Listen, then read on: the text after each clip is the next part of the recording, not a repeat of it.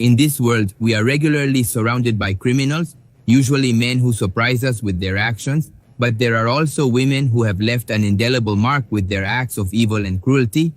So, in these videos, we are going to explore and also analyze the crimes and events led by some of the most evil women. There is something as seductive as money and power, and that is social media. That angelic face of Juana la Peque, which is seen in the photos, served her to attract her enemies and obtain useful information for the criminal organization to which she belonged. She loved to post pictures of herself carrying large guns and rifles, with which she took the lives of several enemies. Juana, at just 20 years old, was the most dangerous woman in all of Mexico, and the reason had not exactly to do with the number of enemies she took life from, but what she did with them. Once they were dead, there were 5 men who fell into her hands, and she murdered with a high level of statism and morbidity that reigned in her mind. Juana, in fact, claimed in her confessions that being immersed in such a perverse world, she had lost her sensitivity. She felt no guilt when committing these atrocities. In fact, they gave her immense pleasure. It is believed that she suffered certain mental alterations during that period of her life that led her to commit these acts, and she ended up taking pleasure in these atrocities. Juana was born in Hidalgo in Mexico. Very little is actually known about her childhood. It's as if there was a void from her birth until she began her adolescence. At that time, she was already very rebellious and quickly started consuming alcohol and illegal substances. When she was 15 years old, she became pregnant after a fleeting relationship with a man 20 years older than her. Being a single mother, the economic situation was pressing, and the little one, as they called her at that time, had no other options but to dedicate herself to the oldest job in the world. And in the year 2003, Juana started working in a night bar. That same year, her brother's life had been taken, and later on I will mention how Juana found out who was responsible and why his life was taken. Thus, in that bar where she worked, men regularly came to collect floor money. Most of them belonged to Los Zetas, one of the bands, by the way, most powerful of the Mexican narco at that time. The owner of the place was obliged to give them money because otherwise they were in great danger and would leave the place of protection that the mafia gave them. To make up for that outflow of money, the owner then asked her young employees, including Juana, to sit with these men and through chat and flirtation drink enough beers to replace the same money she had given them. It was in that same context that Juana began to associate with certain men from that underworld. One of the many times she sat with them to drink, one asked for her phone number and she gave it to him without knowing exactly what he wanted it for. One Friday, Juana then received a call from one of the Zetas asking her to get him 8 girls for a party. He assured her, "Mia, don't worry about the cost. We'll pay whatever it takes to fulfill the request without objection." And so, the party took place from 10 at night until 5 in the morning. They all made a good sum of money and drank to their heart's content. Juana continued her work at the nightclub and sometime later went to her hometown to visit a friend who worked in the municipal police. They were ready to go to a party when suddenly a phone call changed their fate.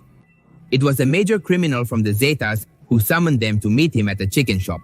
Her friend didn't want to go, but was nonetheless obliged to comply with the request, no matter what. Juana decided to accompany her. After a while of having arrived at the meeting place, a van arrived from which a man got out. The first words were, "Tomorrow you hand over your uniform to the municipality." The young woman refused but was ignored as they were not asking her. It was a fact that it was going to be a definite yes, because those people were direct. The man forced her into the van to go with the commander, which Juana also had to do. They drove around for half an hour, and upon arrival, they met with the person in question. He asked Juana what she was called, and she replied La Peque, and then told them that she would start working the next day. He gave them some mobile phones and instructed them to stop by a gas station to pick up some subscriber identity module cards and chargers. Thus, once Juana was inside the Zetas organization, she quickly found out who had killed her brother. Although he wasn't involved in the underworld, as it is often referred to, he wasn't linked to organized crime. He was in a relationship with the wife of a policeman who did work for the Zetas. What happened was that the policeman carried out the murder without the organization's permission. That was something unforgivable within the narco code, as it is considered disrespectful and would have its consequences. As a subtle message of what not to do, sometime later some hitman took his life and did it in parts to the policeman and his wife. Little by little, Juana was entering the world of the mafia. At first, she monitored roads for 8 hours a day, thus controlling the passage of patrols and reporting any threatening movement. Payment was made on a bi-weekly basis, plus additional money for expenses and mobile phone charges. On the other hand, the Zetas used to punish those who did not perform their tasks well by leaving them tied up in a room for even a week. If the person in charge of the operation wanted, they could help the hostage go to the bathroom. Otherwise, they had to defecate and urinate in the same room. Juana was tied up for 2 days on one occasion because she had refused to keep watch from a cemetery. She was very scared of those places, and that's why she didn't want to go. Juana lived through countless extreme experiences, but there is one in particular. One day, she entered a safe house of the organization and saw a man lying on the floor, slightly below. She went to the backyard where 4 of her companions were happily smoking weed. She approached them and was met with total indifference, as if they hadn't even noticed her presence.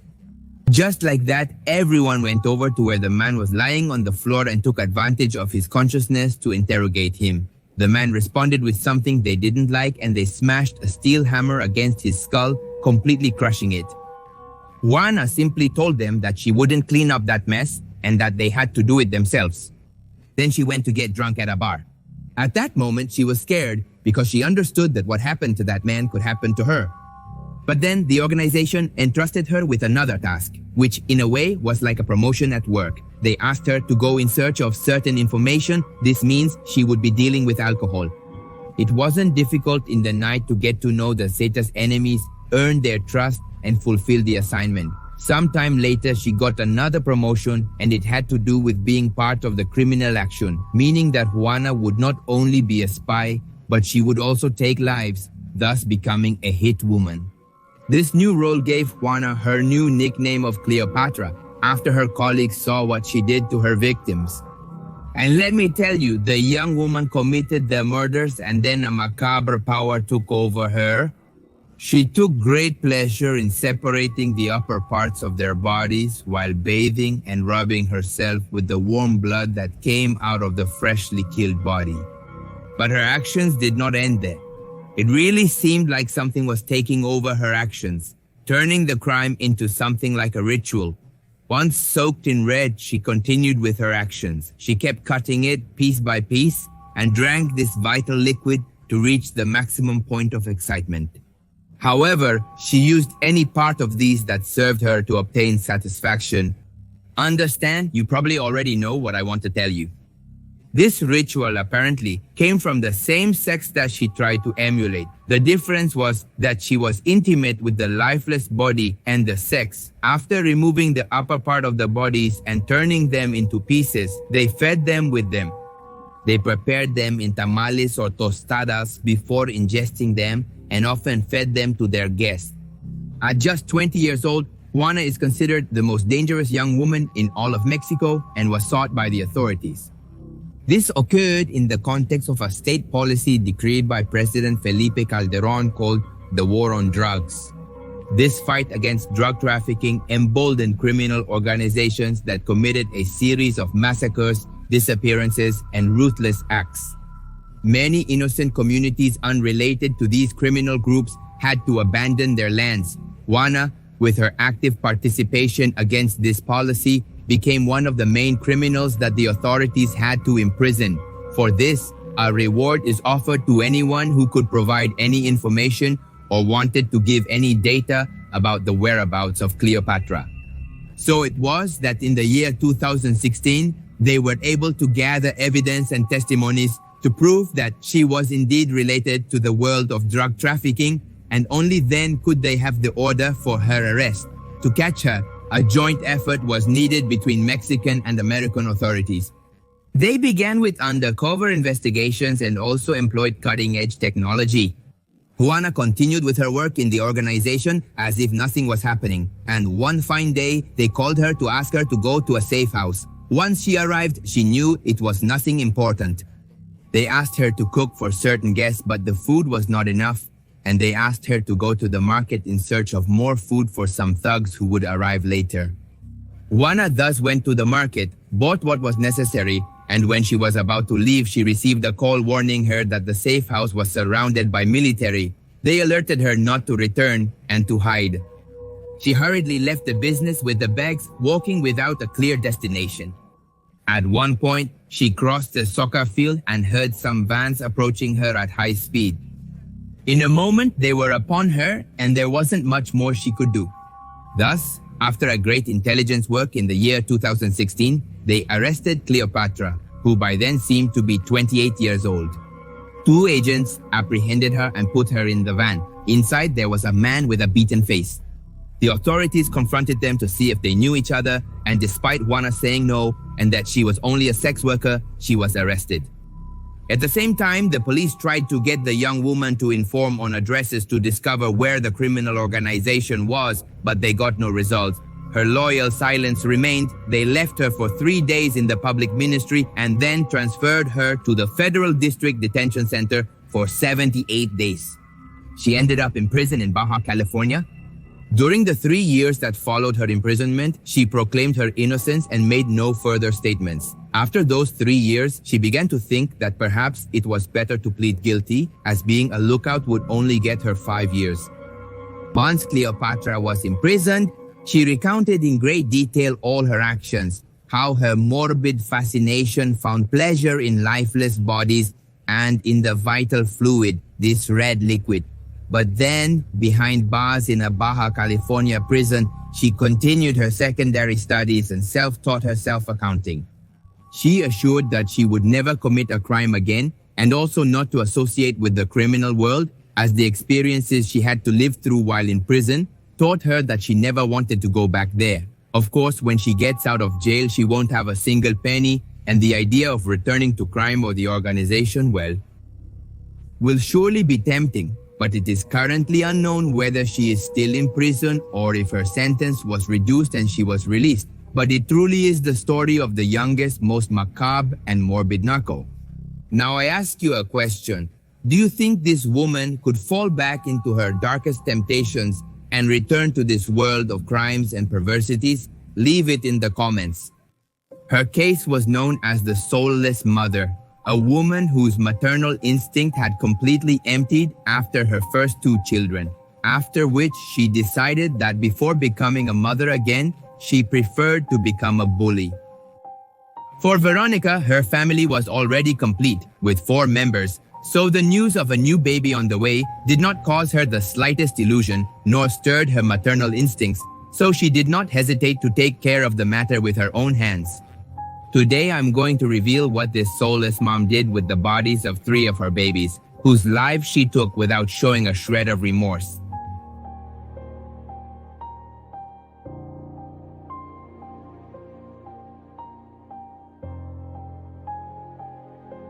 The Koryults were a French family residing in the Korean capital. They were far from their relatives and friends, so they occasionally traveled to their home country to visit their loved ones. In July of 2006, Veronique and her 2 daughters flew to Paris to enjoy a vacation, a special occasion in which Jean-Louis, who was a father and husband, would not accompany them. The man bid farewell to his family and remained home awaiting their return. During that time, he focused on work and attending language classes, where his teacher gifted him 3 kilos of mackerel, which is a type of fish, so he could make an oriental food recipe and alleviate his loneliness a bit. The morning of the 23rd of that same month, he decided it was the perfect day to defrost the fish and prepare the dish he wanted to try so much. So, he went to the refrigerator to get the main ingredient ready in a few hours, but because the fridge was divided into 5 drawers, he didn't remember where he had put them, so he opened them one by one until he found them. However, this man never imagined how disturbing the situation would become when he discovered his wife's darkest secret. He started from the top down. When he opened the first compartment, he realized there was a mess with the stored food and thought the first thing he should do was organize everything before he started cooking. He proceeded to open the second, the third, and it wasn't until number 4 that he was left breathless. He pulled out a towel that was rolled up as if covering something. He unwrapped it and was utterly astonished. It was a baby's hand. He quickly went back to check everything in more detail, and when he got to drawer number 5, he found a bag whose contents were just as sinister. He discovered parts of another baby's body. Jean-Louis was completely flabbergasted, not understanding what was happening, and how had the remains of 2 newborns ended up there. In a state of shock, he slowly walked to the living room and slumped onto the couch. His head was spinning and questions were pounding in his mind, one after another unanswered. He couldn't believe what his fridge was hiding. Who knows for how long? He thought about calling the police, but he didn't know the number and still hadn't learned it well. He didn't know how to pronounce the language. Word baby or freezer? The poor man found himself trapped in a rather terrifying situation until he thought of communicating with one of his Korean co-workers to be the one to report to the authorities. He also wanted to call his wife, but considering the time difference in Paris, it was 4:30 in the morning. The woman was resting peacefully at her sister's house, Jocelyn, whose phone number was unknown to Jane. To communicate with her, he first had to call his in-laws, Monique and Robert, but he didn't want to worry them without first knowing what was happening in his own apartment. After the revolution unleashed in his head, he ran out to go to the guard who was waking up from his night shift, M.A. Kim, a former soldier who had fought in the Vietnam War. "Come quickly, I have to show you something," he shouted to the man who barely understood his language. Subsequently, the two returned to the apartment where the Frenchman pointed to the refrigerator, opened the door, and showed him the contents of the 4th and 5th drawer. "Look, there are 2 babies," he told a totally shocked Kim. Kim saw the bodies, and the first thing he imagined was that they were chicken bodies. That's why he didn't understand where so much desperation came from the tenant. But his mistaken belief wouldn't last long, as he discovered all the parts and limbs of these. Within a few minutes, the authorities arrived at the scene and took John into custody for initial investigations. Too many questions arose from the chilling discovery, among them one that no one could answer. Were they babies of the couple who lived in that apartment? Not even he knew, so the next step was to perform a DNA test to confirm or discard any suspicion. In the initial days of shock, the man finally reached his wife in France, who was unaware of the horrors in Korea. Upon answering, she was inundated with deeply unsettling questions about plastic bags, DNA tests, freezers, and police involvement in the chaos. Veronica was imagined speechless. She knew perfectly well that the bodies found were 2 of her children. However, the news of their discovery paralyzed her with fear, and she ended up keeping silent, showing that perhaps she also had no idea what was happening. After 3 days, the man was moved to France, where his family was waiting for him, but above all, the woman who owed hundreds of explanations. For now, there were no arrests, but there was an ongoing investigation that would not stop until the enigma was solved. Finally, they met face to face, looking into each other's eyes full of uncertainty and consternation. But the woman could not confess the truth and flooded her husband's mind with lies. Even for August 22nd of 2006, after the first DNA results were ready from the Korean authorities, the couple held a press conference in which they denounced an alleged media lynching. Since these tested positive, they said it might be related to Jean-Louis' work, who worked for an American company. Allegedly, all as part of a trap due to business rivalries. However, that facade of innocence would only extend until October 12th of 2006, when after struggling so much hoping that the truth would never come to light, she finally made her macabre confession. Indeed, they were 2 of her children, but there was much more behind that shocking revelation. Veronique openly stated that those 2 babies were not the only ones whose lives she had taken with the coldness of her hands, but that she had previously disposed of another newborn. These words, spoken in front of her husband, fell like a bucket of cold water on his body, but he held firm the love he felt for her, assuring her that despite everything, he still loved her and would support her until the end. It was at that moment that the case took on more relevance than it already had, and her face as the soulless mother was distributed through all the media, awakening the country's outrage. At first, she told half the truth, referring to the newborns as a pair of twins whom she had cut off their breath as soon as they were born. But when cornered by her own lies, she was forced to admit that the babies were born a year apart, the first in 2002 and the second in 2003. The future of these children was marked from Veronique's pregnancy suspicions. She didn't want to be a mother for the third time and wouldn't change her mind, not even after 9 months of gestation. The woman just patiently waited for the day of delivery so that the lives of her unwanted children would vanish after the first few minutes of being born. Of course, she knew she was pregnant. Of course, she knew she was going to kill them. But I think it was much more complex than that, much more complicated. This is what the soulless mother expressed during the account of her confession in front of the jury. By this point, attention was also obviously focused on the father of the deceased children, but the woman took care of clarifying the matter with an incredible explanation in which she assured that her husband was completely unaware of the pregnancies, and not only him, but all her family and acquaintances. I got pregnant in 2002 and 2013 without anyone noticing. My husband never knew anything. My belly wasn't big.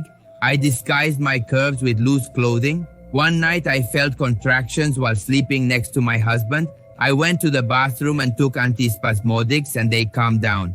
I went back to bed and Louise didn't notice anything. Then she continued referring to her feelings about it, about her actions as a mother. And this was perhaps the most surprising part of her whole story, because she assured that she never thought about aborting. And over time, that option became impossible, adding that she felt a kind of power being able to give life and death to her own children. The room was left, imagine, totally surprised by the level of sincerity and at the same time shamelessness with which the woman expressed herself. But her words aroused suspicion when imagining how difficult it would be to hide her pregnancies, especially at the time of delivery. Husband and wife slept in the same bed every night, and she used to take her other children to school, Nicholas and Yus, who were then 11 and 10 years old.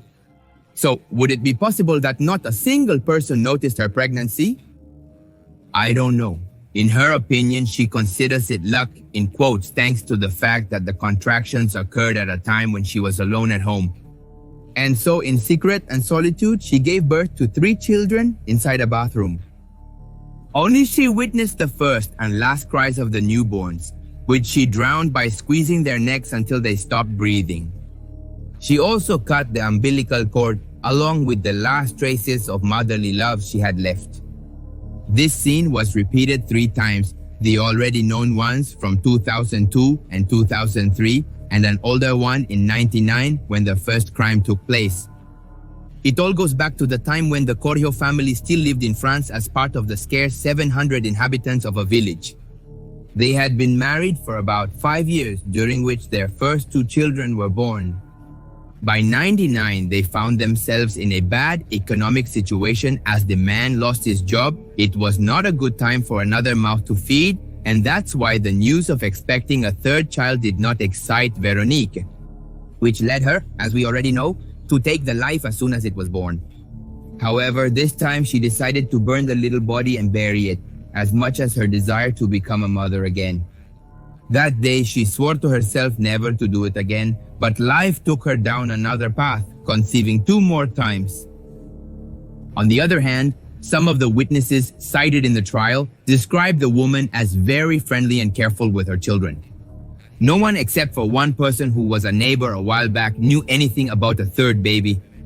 She said that after the case of the soulless mother became public, she remembered how she had told her about the pregnancy but soon lost track of her after she moved to Korea. The family, shocked by such a commotion that they never saw coming, tried to remember to recognize some signals that the woman might have sent. Just as Genevieve Koyo, mother of Jean Solo, did. When looking back, she only remembered how difficult it was to find her a wedding dress, since at the time of the wedding, she was expecting her first child and she didn't want it to show. In her opinion, her daughter-in-law was a very sensitive woman. The police have subjected her to unbearable attention and she ended up declaring it madness. I can't believe it. This is what Jen's mother said about the case. As for the children of the marriage, they were placed in the care of Jean's sister. This as a measure of both psychological and emotional prevention, according to psychiatrists from the Ministry of the Interior. During the judicial process, different hypotheses were put forward as to why this woman took their lives and kept her children in the freezer. Among them, the outlandish idea stood out that she actually did love them, taking into account the extreme care by Veronique in moving them with her after 2 moves. She herself took out the bags where the remains were and secretly introduced them among the other things. Finally, Jean-Louis was exonerated of all guilt as an accomplice. Speaking of something else, considering that it was he himself who called the police completely out of his mind, reporting that in his freezer lay 2 bodies of newborn babies. While Veronique Koryults spent 8 years in prison, completely isolated from the other detainees in the Orleans jail, she was constantly at risk of being attacked, as those who have committed actions against their own children are especially despised in that place. Behind bars, she began to attend therapy until she served her sentence in 2017 and continued with her treatment and freedom. She rebuilt her life alongside her husband, who never abandoned her. And every time she looks in the mirror, she tells herself that she is not a monster, just a woman who committed 3 crimes. Just as her lawyer said that 18th of July of 2009, she was convicted. What? It would be nice if you left me the comments below if you consider her a monster, right? The disturbing mind of Marlene Olive, a 16-year-old teenager, devoted to occultism and addicted to both illicit substances and frolicking, to being delicious in an uncontrolled way, seduced by murderous thought and manipulative to the bone. She was 10 years old the day she accidentally found some documents she didn't understand. They bore her name, her parents' names, and other details foreign to her. Upon picking them up, she didn't hesitate to run to the man she called Dad, and with those papers in hand, she asked the most dreaded question in that family. What does adoption mean?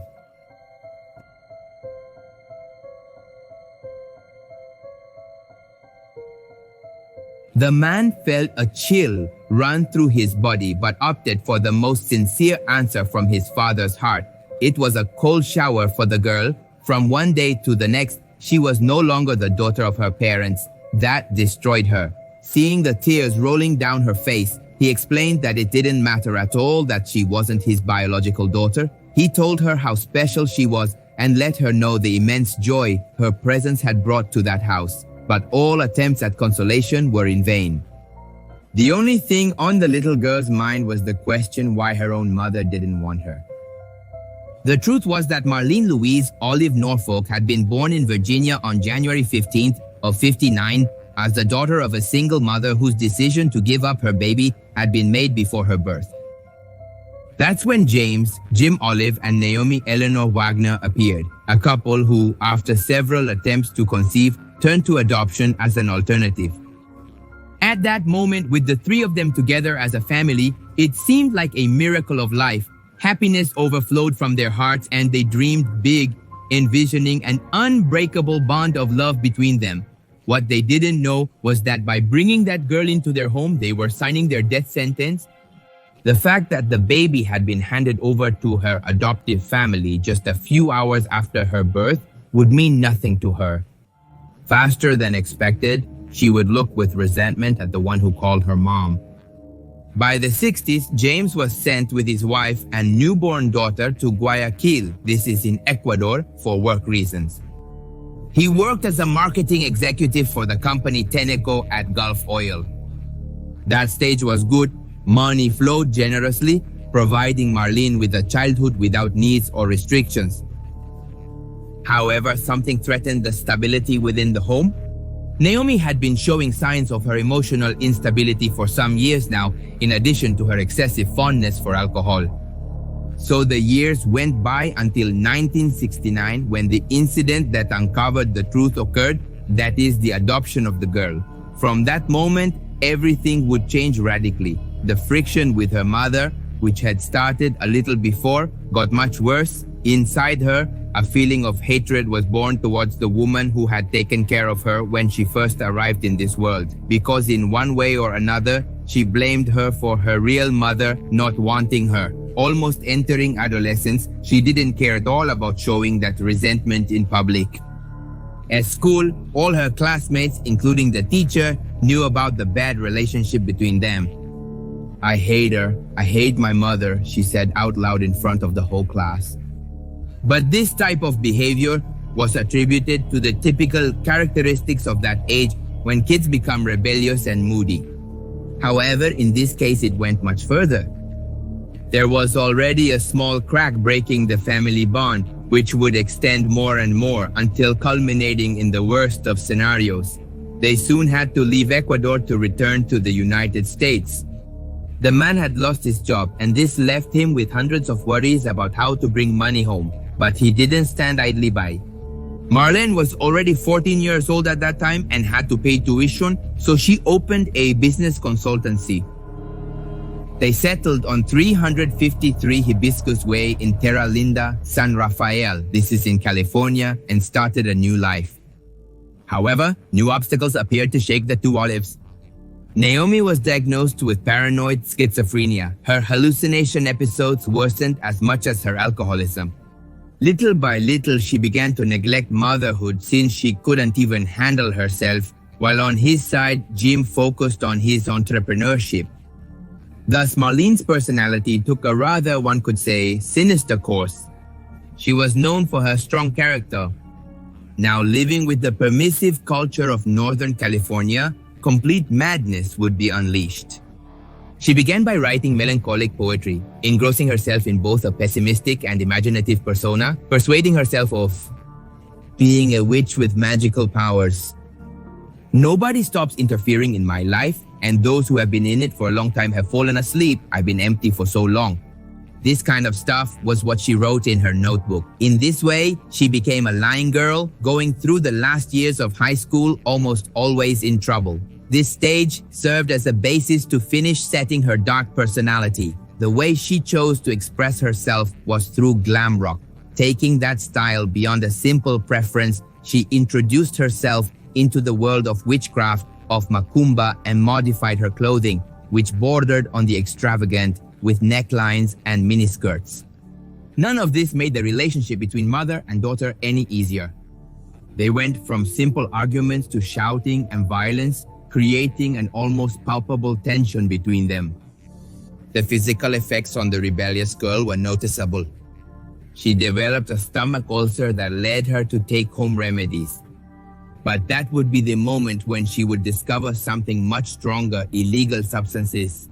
So one thing led to another, and suddenly she found herself surrounded by other teenagers whose problems were, well, if not the same, quite similar.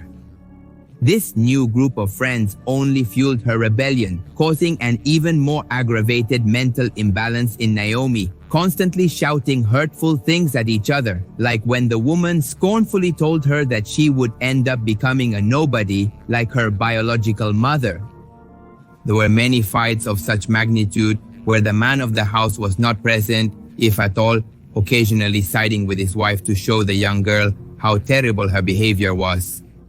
In addition, Jim reported his daughter's friends' illicit activities to the police, who was increasingly losing control with greater ease, to the point that on one occasion, in the heat of anger, she began to bite her forearm and bang her head against the wall.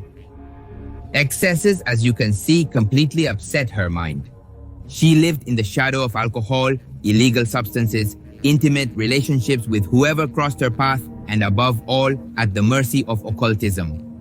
She was part of a group of girls who, in her same condition, came to have abortions hidden from their parents and, allegedly, members belonging to a satanic church.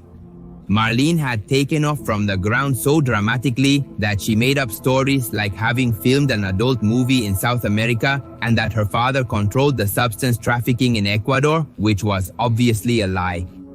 This girl's path was also completely twisted. There was no remedy. On the contrary, when it seemed it could not get worse, she pulled another unpleasant fact out of her sleeve. She started with small thefts. At first, they seemed like simple teenage pranks. However, they escalated into something serious. Stores, her parents' credit cards. Gradually, they escalated to the point of coming face to face with the law on several occasions. That was the exact moment when he first thought of killing someone. He wanted to get rid of his mother, and he was very serious about it. It wasn't long before he tried it for the first time. He mixed high doses of the medication he was taking for schizophrenia into her food. He offered it to her as an act of goodwill and watched her, hoping to accomplish his mission. But that day, the woman's instincts played in her favor, refusing to take a bite. She unknowingly escaped death's clutches. But the matter didn't end there. A few weeks passed, and someone key to this crime, the murder, appeared in her life. His name was Charles Chuck Riley, a 20-year-old, 5 years older than her. He had wasted his life as a seller of illegal substances. He had no education and was characterized by his personality full of complexes. Despite his age, he never had a girlfriend. He was the son of a bakery employee and the nursing assistant Oscar and Joan Riley. The young man carried traumas due to his complexion, as in his adolescence he weighed up to 140 kilos. This made him extremely insecure and manipulable, a situation that Marlene took advantage of. For him, it was like an angel fallen from heaven, someone who finally noticed him and whose appearance didn't matter to him.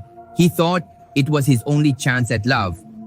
When they met, he was already involved in the illicit substances business. He earned very well, which allowed him to buy weapons, learn to shoot them, and build a bad boy reputation, earning the respect of the boys in his neighborhood. Perhaps no one tried to take advantage of him, but the 15-year-old girl would become his Achilles heel, his downfall. She took over his mind, turning him into a slave. She knew the influence she had on him and squeezed him as far as she could. She asked him for designer clothes, jewelry, money, everything, while she gave him in return the greatest pleasure he had ever experienced for the malleable poor boy. He played the role of a toy, a vile puppet at the mercy of his girlfriend's sadistic desires, who even demanded him to take explicit naughty pictures of her to send to Penthouse magazine. She asked him to whip her and even convinced him to use his face as a toilet in a sexual context. You know, these things are pretty dirty. He, well imagine, was completely obsessed, and although at certain times he had doubts about his girlfriend's extravagant request, he ended up giving in, his lust getting the better of him, fearing that she would abandon him.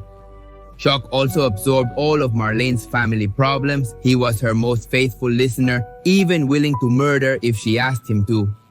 For their part, James and Naomi for a moment thought that this relationship would finally make their daughter settle down, but they were deceived. They were carried away by the facade of a polite, responsible boy concerned about the teenager's well-being until inevitably the mask faded away. One afternoon, the couple was involved in a theft where they got around $6,000 in clothes and accessories for her, added to another incident in March of 1975 when Chuck was arrested for stealing along with his girlfriend $1,114 in a clothing store. These types of events set off the Aldi's alarms, mistakenly thinking that the bad influence was the 20-year-old boy.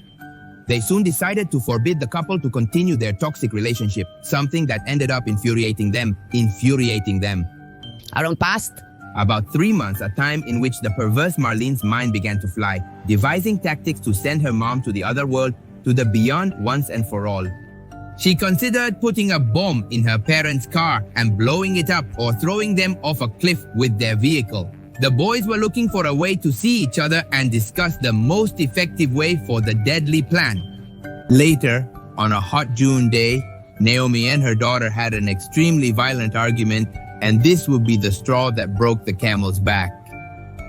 Surrendering to her anger, the girl called her manipulable boyfriend and said, "We have to kill this bitch today." Without hesitation, they started the preparations. Finally, and in this way, June 21st of 1975 arrived. The only daughter of the Olives set the plan into motion. She planned a shopping trip with her father, leaving the main target alone.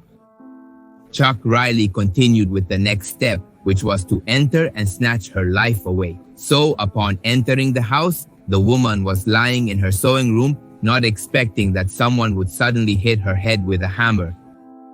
She endured as much as she could, wounded and in a sea of red, a red puddle. She didn't want to die, but in response to her resistance, the attacker took a knife from the kitchen and stabbed her in the chest. Finally, to silence her, he cut off her breath with a pillow he placed over her face. However, nothing would go as planned. His girlfriend and Jim came back earlier than expected, a mistake that resulted in another unplanned death. The man wanted to fight him to save his dying wife, but gave up in the face of the .22 caliber the intruder pulled from his pocket. 4 shots later, she was on the floor, lying dead. Jim, 58 years old, and Naomi, 50, both adoptive parents, victims of the madness of their own ungrateful daughter. The man's death was not on the list, although he also did not deserve any tears of sadness from the girl he raised as his own. Next, the murderers cleaned up a bit, wrapped the bodies in sheets, and headed towards a rural area where the China Camp National Park was located, an area frequented by hunters. There, it was very common for animal bodies to be burned, and it turned out to be the perfect way to get rid of the evidence. They placed the lifeless bodies on the huge open-air grill, sprayed fuel, and started the cremation.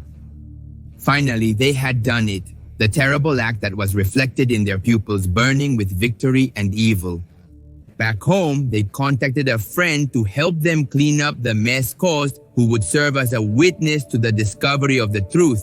This satanic couple enjoyed their freedom to the fullest, spending the deceased's money on clothes, illegal substances, concerts, expensive restaurants, and everything that came to mind, especially the idea of claiming both insurances after they were declared dead.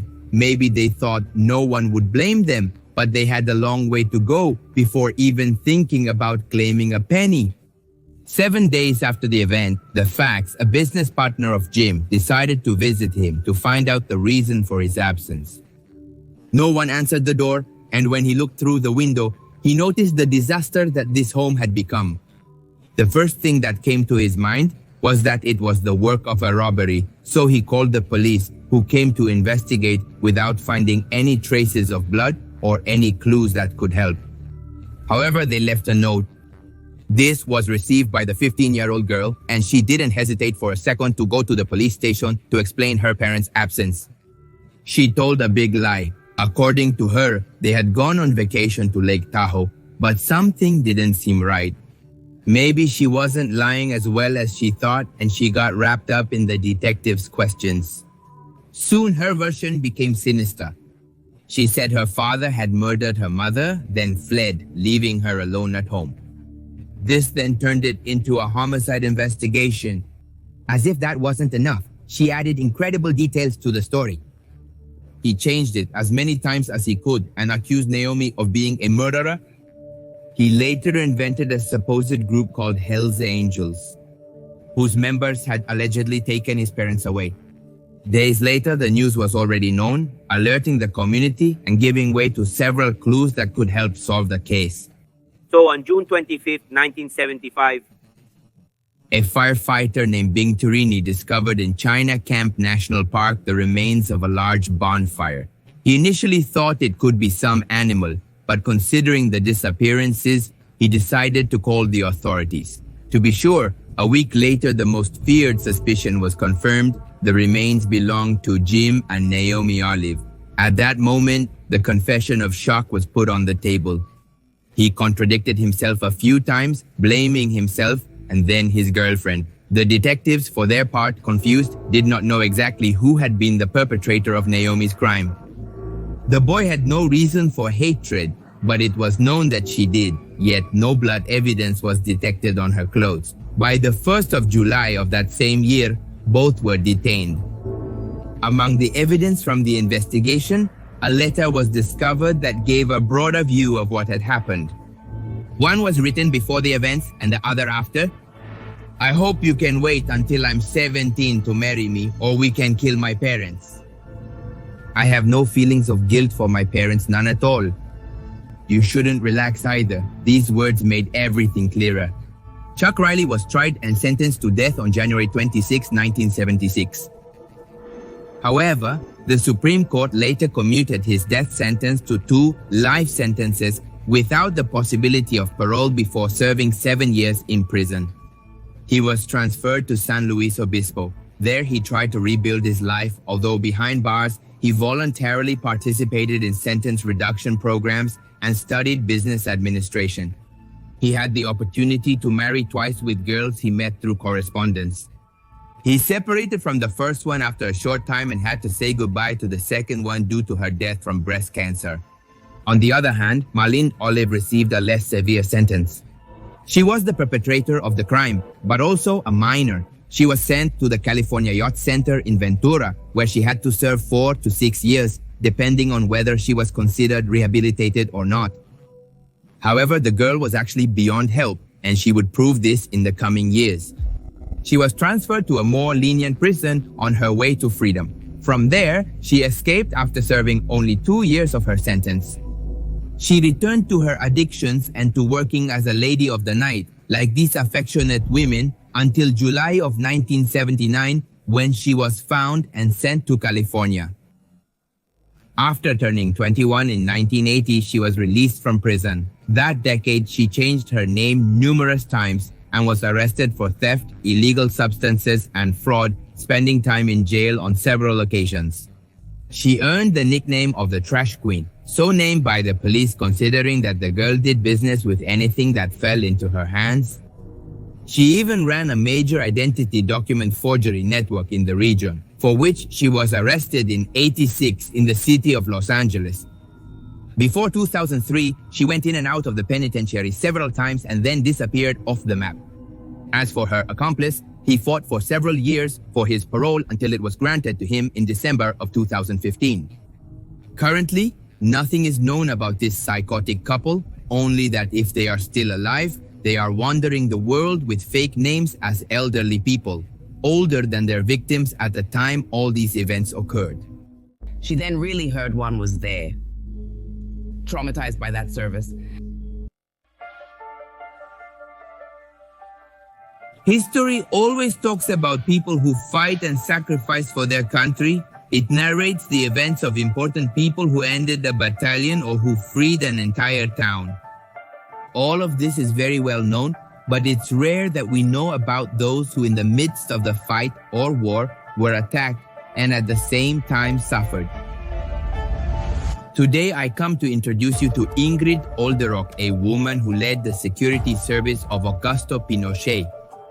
This case is about how dozens of people were captured and subjected to extreme suffering such as electric chairs, beatings, threats with firearms, and abuses using animals.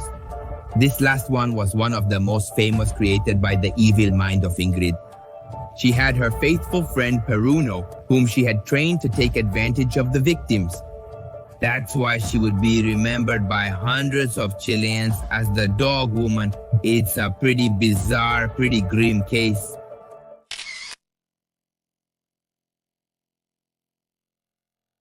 Ingrid Felicitas Olderock. Bernard was born in March of '44 into a German family. Her father had to move to Chile at the age of 29. Since the Germans had lost the war, and out of pride, he didn't want to show his face in defeat. He was always a very strict and correct man. He never tried to get along with the neighbors or his work colleagues because he thought they were of a very inferior race. He met his wife in the early 30s. They got married and quickly had children. He took it upon himself to educate them at home because he didn't allow other people to approach them or learn the Spanish language. Needless to say, but he was a proud German man from these groups of World War II, I won't tell you the names so we don't get censored, who wanted to implant in the heads of his successors that this was right and they should be proud. Ingrid was the one who obeyed her father the most, while her siblings, Hannelore and Karin did not agree much with their father's racist thoughts. From a young age, she was very active in certain sports. She loved to play tennis, ride horses, ice skate, climb mountains, and she even was a blue belt in judo. The family had a good income, so they never struggled to give their children everything they asked for. These hobbies were taught by their parents as they didn't want the Chileans to get close to the little ones. They could never make a friend or get to know the country by themselves because the father thought that one day they would return to their nation. And it wasn't worth getting attached to Chile. As soon as the children came of age, they left home to stop being under their father's regime and his thoughts, well, his silly thoughts. But Ingrid was different. She did believe in everything her tutor had taught her throughout her life. Before she turned 15, her father lost his life, leaving her and her mother completely alone. She fell into a deep depression, as the most important man in her life had lost his life and she didn't know how to handle her feelings, so she was always filled with anger and rage. Her siblings, on the other hand, came home to show respect and mourn him, but they couldn't bury him in Germany as he had wanted, but they did organize a funeral very much in the style of that country of Germany. Several months after this unfortunate event, Ingrid found out that part of the inheritance had to be divided among her siblings. She didn't like this idea very much because they weren't present in his last days. This event was a turning point, as until then, Ingrid didn't know what she was capable of until that moment where, consumed by resentment, she devised a malicious plan to make her sister suffer. She had been spying on her for months, watching her go out with her friends, and had to learn her work schedule. She began practicing Spanish in order to make friends who could help her with her crazy idea. The group that Ingrid hung out with were men who were only with her to get, well, pleasure, you know? She promised them these favors, intimate favors, in exchange for them obeying her orders. One afternoon, while Karin, Ingrid's sister, was coming back from her work, she was beaten in the street until she fell unconscious. They put her in a car, and when she woke up, she found herself tied to a chair. Upon seeing her sister, she wanted to ask for help, but she only responded with a hard slap in the face and several taunts. The young woman was very distraught. She didn't know what was happening or why her own blood wasn't helping her. Ingrid had to explain to her the reasons why she had kidnapped her. She told her that she had always held a great resentment towards her. She didn't know why her father had left her an inheritance if she was never as good as she was. He then kept her captive for several days without food and without permission to go to the bathroom. All the time the men abused her in front of her sister. They beat her like a punching bag until she lost consciousness.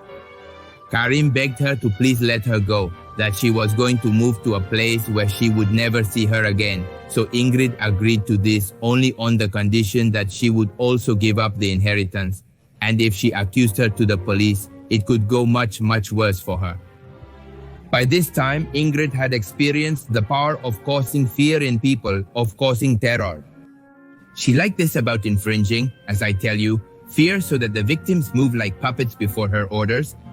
And here's where she began to investigate militarized schools to be able to exploit her potential. But there were hardly any women.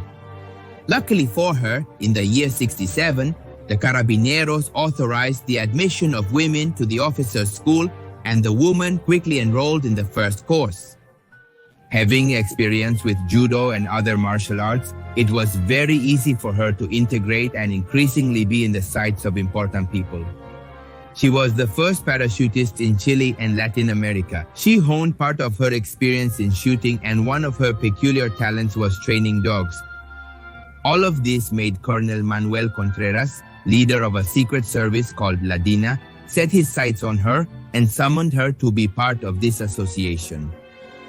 For her part, she agreed to join, and when she integrated, it seemed like she was born to be in that place. This service was created by Augusto Pinochet to be able to overthrow Salvador Allende. What they did was steal people, make them suffer, and take the life of anyone who was against Pinochet. Ingrid, over the months, was promoted for the macabre and soulless she was in each mission. She was present when there was a coup d'etat and Villa Grimaldi was raided for the first time and was forcibly taken from its owner to build the Terranova barracks, one of the most important centers of suffering, torture, and disappearance during Pinochet's dictatorship. She was also involved in Operation Condor, which involved pursuing leftist opponents. It is said that this was one of the most aggressive persecutions, as its victims were more than 50,000 people from all over Latin America. These events were a real terror, and in fact the files that were found on this subject were named as terror files. Likewise, she was a member of the Puran Brigade, named the only woman to belong to such a high rank. After obtaining this position, she knew she was going to be able to contribute ideas to make extremely sinister people suffer. On Iran Street 3037 in the municipality of Macul, this in Santiago de Chile, they created a kidnapping house that would later be known as Venda Sexy or the Disco. This is where Pinochet's opponents were moved and were beaten, electrified, and even psychologically and emotionally abused. It is estimated that more than 80 people passed through these doors and less than half came out alive. This residence was 2 stories and had a basement. Each floor was dedicated to a type of suffering, and men were separated from women.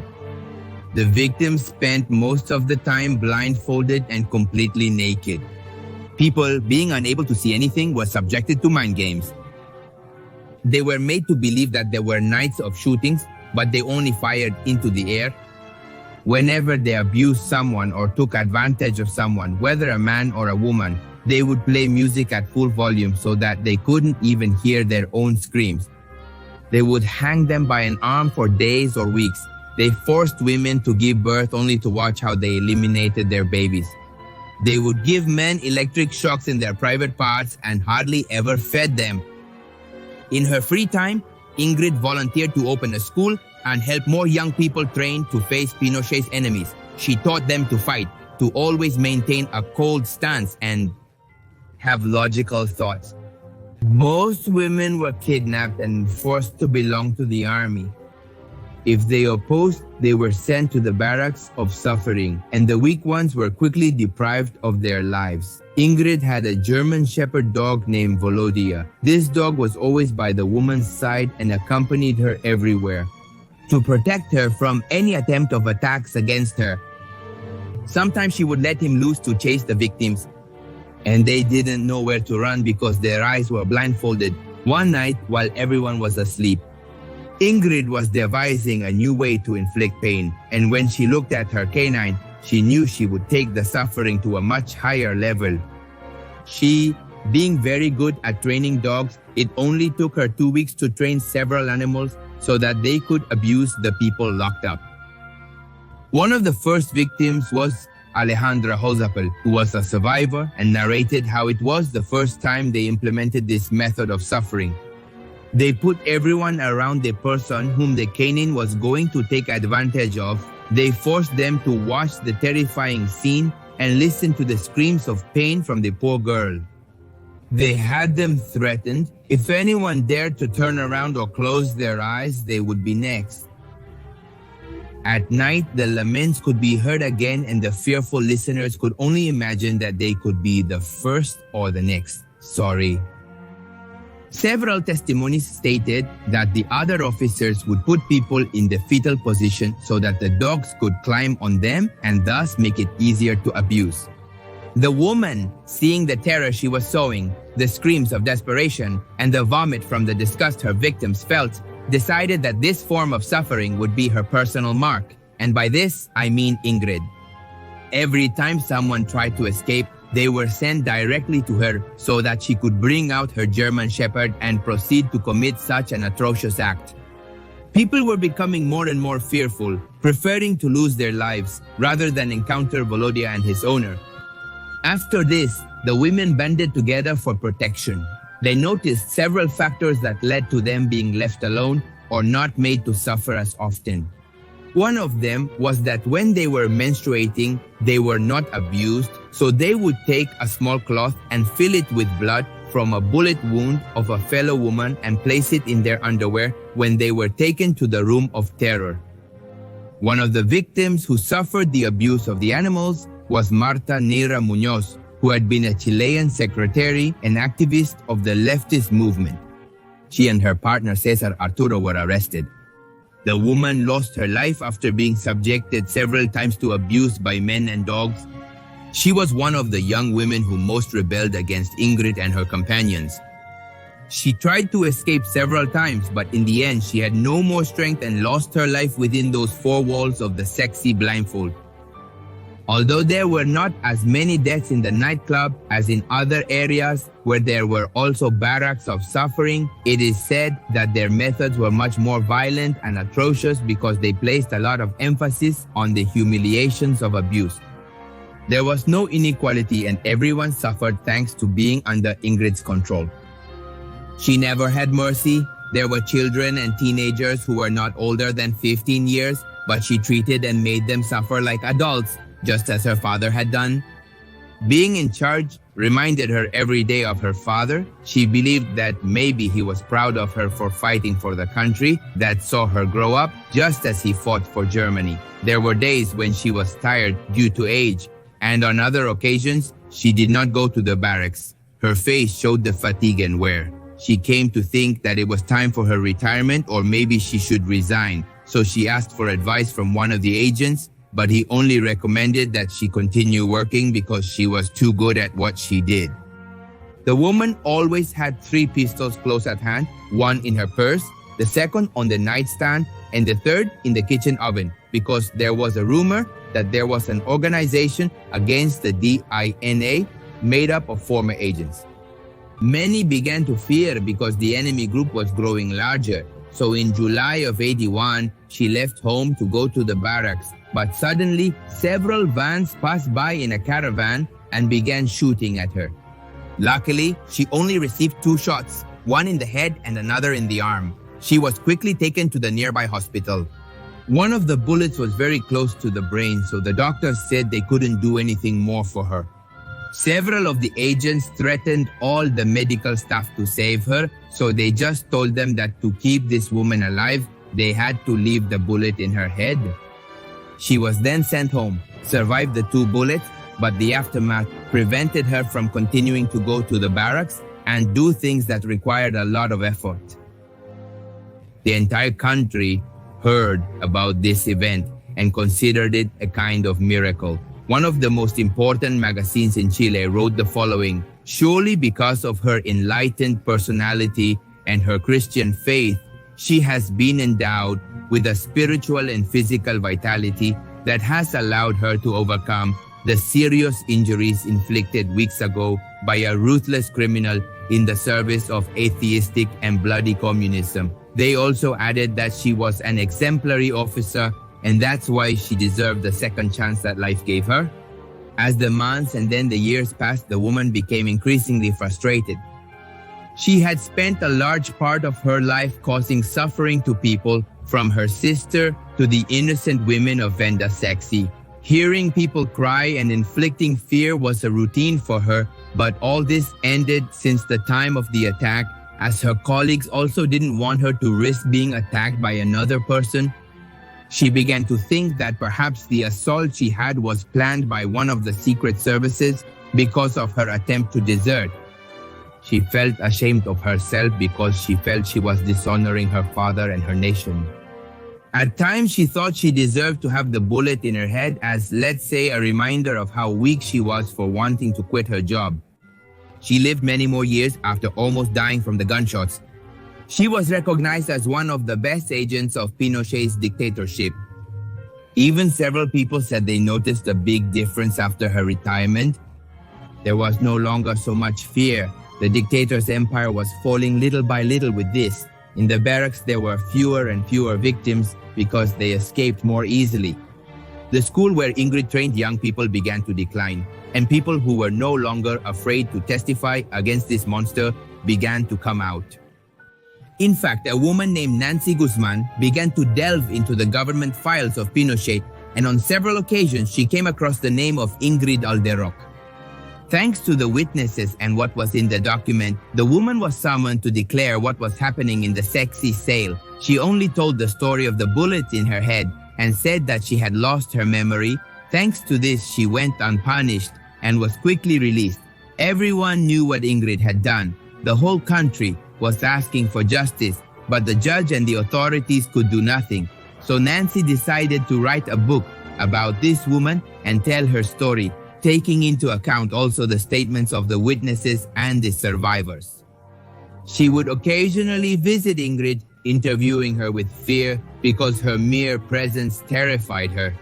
Every time she asked her something about the sexy sale or her role in Pinochet's army, she claimed to have known neither him nor the house she mentioned. Even with her lost memory, she remained a cold and sinister woman. At times, she would insult the interviewer and proudly claim to be from this German group, which she had initially told you she couldn't mention, that she was born into this group. She also confessed that she hated pacifists, and every time she had the chance, she would pull out her weapons to intimidate the interviewer. She was also asked about her ability to train dogs, but she only said that she had won professional awards and that she would never mistreat an animal in that way for any reason. In her book, she also talks about the sufferings narrated from the perspective of the survivors. One of them begged her not to publish her book where her confession came until her mother passed away because it was too strong and she didn't want her to read her testimony. Nancy kept her word, and by the year 96, she published her book called The Woman of the Dogs. Ingrid ended up dying in the year 2001. She died of a digestive hemorrhage in 2001, acute, while resting at her home completely alone. She went down in history as one of the women who terrified an entire country and still got away with it.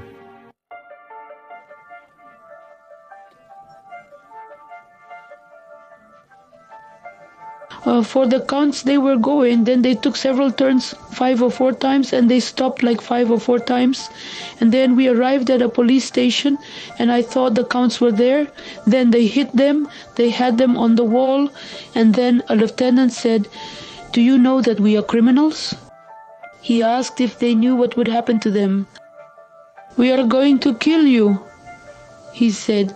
"We are going to take you to a barricade and we are going to kill you there.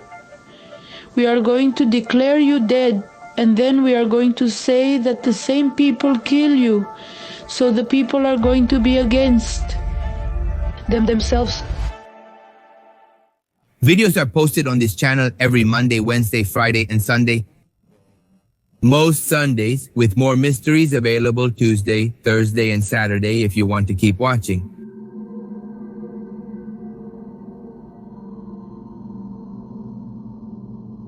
Thank you.